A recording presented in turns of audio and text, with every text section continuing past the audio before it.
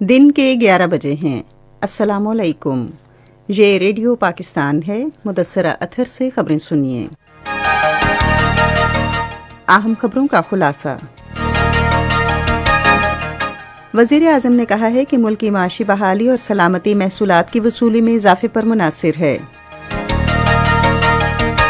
پاکستان نے عالمی برادری پر ایک بار پھر زور دیا ہے کہ وہ افغان عوام کو انسانی امداد فراہم کرے۔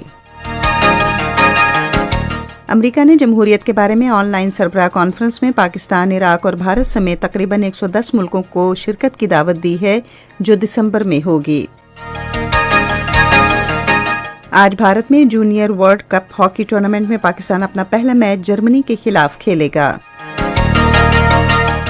خبروں کی تفصیل۔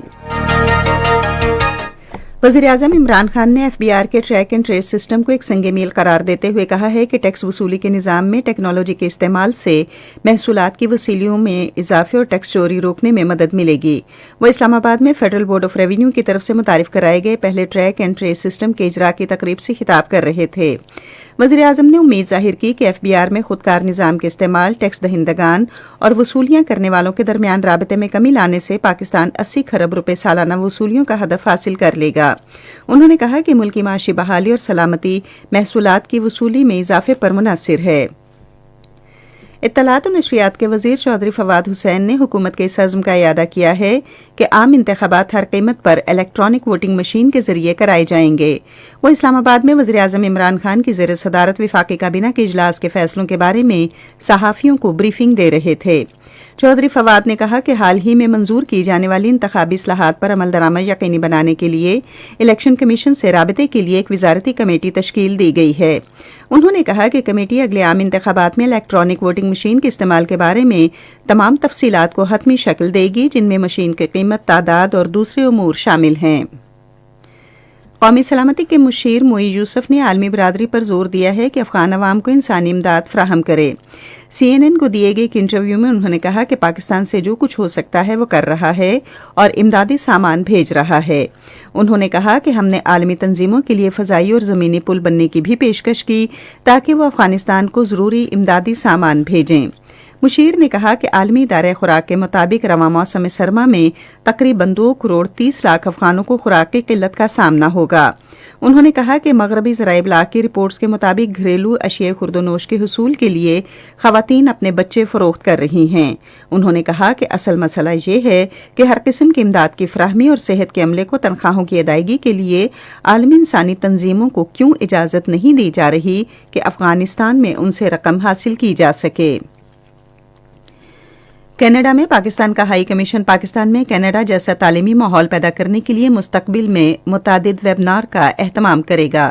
کینیڈا میں پاکستان کے ہائی کمشنر امیر خرم راٹھور نے ایک ویبنار سے خطاب کرتے ہوئے کہا کہ پاکستانی طلبہ کو اسٹوڈنٹ ڈائریکٹ اسٹریم میں شامل کرنے سے یہ امید پیدا ہوئی ہے کہ بڑی تعداد میں پاکستانی طلبہ فوری طور پر کینیڈا میں تعلیم کے حصول کے لیے اجازت نامے حاصل کر سکیں گے۔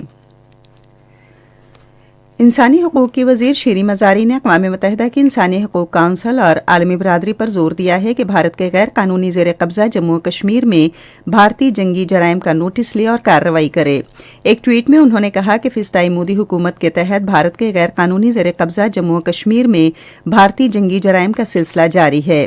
اقوام متحدہ کی انسانی حقوق کونسل اور عالمی برادری کب نوٹس لیتے ہوئے کارروائی کریں گی؟ دوسری جانب کشمیری اور دنیا بھر کے انسانی حقوق کے کارکنوں نے کشمیریوں کے ظالمانہ قتل عام کی شدید الفاظ میں مذمت کی۔ ٹویٹر، فیس بک، انسٹاگرام سمیت سوشل میڈیا کی دوسری ویب سائٹس لوگوں کے پیغامات سے بھری پڑی ہیں، جن میں بھارتی بربریت کی مذمت کرتے ہوئے متاثرہ خاندانوں کے ساتھ ہمدردی کا اظہار کیا جا رہا ہے۔ جعلی مقابلوں میں کشمیریوں کا قتل اقوام متحدہ کے منشور کی خلاف ورزی ہے اور اب یہ عالمی برادری کی ذمہ داری ہے کہ مداخلت کرتے ہوئے بھارت کو کشمیریوں کے قتل عام سے روکے۔ بھارت میں تقریباً 33 مسلمانوں نے کہا ہے کہ انہوں نے مقامی ہسپتالوں میں مذہبی بنیادوں پر امتیازی سلوک کا سامنا کیا۔ یہ بات آکسفام انڈیا کی جانب سے کیے گئے سروے میں سامنے آئی، جس میں 28 صوبوں اور 5 یونین ٹیریٹریز سے تعلق رکھنے والے کل 3890 افراد نے حصہ لیا۔ یہ سروے فروری اور مارچ 2021 میں کیا گیا، جس کا مقصد یہ جائزہ لینا تھا کہ مریضوں کے حقوق کے منشور پر کس حد تک عمل درآمد کیا جا رہا ہے جو قومی انسانی حقوق کمیشن نے 2018 میں تیار کیا تھا۔ نچلی ذات کے 22%، قبائل کے 21% اور پسماندہ طبقے کے 15% افراد نے ہسپتالوں میں امتیازی سلوک کی اطلاع دی۔ امریکی صدر جو بائیڈن نے جمہوریت کے بارے میں دسمبر میں آن لائن سربراہ کانفرنس میں شرکت کے لیے 110 کے قریب ممالک کو مدعو کیا ہے، جن میں پاکستان، عراق اور بھارت بھی شامل ہیں۔ امریکی محکمہ خارجہ کی ویب سائٹ پر آویزاں کی جانے والی فہرست کے مطابق چین کو اس کانفرنس میں مدعو نہیں کیا گیا۔ سربراہ کانفرنس کے شرکاء کی فہرست میں ترکی کا نام بھی شامل نہیں۔ جونیئر عالمی کپ ہاکی ٹورنامنٹ میں آج پاکستان اپنا پہلا میچ جرمنی کے خلاف کھیلے گا۔ یہ ٹورنامنٹ آج سے بھارت میں شروع ہو رہا ہے۔ دنیا بھر سے 16 ٹیمیں ٹورنامنٹ میں حصہ لے رہی ہیں، جنہیں 4 گروپوں میں تقسیم کیا گیا ہے۔ پاکستان کو گروپ ڈی میں جرمنی، ارجنٹائن اور مصر کے ساتھ رکھا گیا ہے۔ خبریں ختم ہوئی۔ مزید خبروں اور تجزیوں کے لیے وزٹ کیجیے ویب سائٹ radio.gov.pk اور فیس بک کے link radio Pakistan news official پر براہ راست ویڈیو سٹریمنگ بھی ملاحظہ کیجیے۔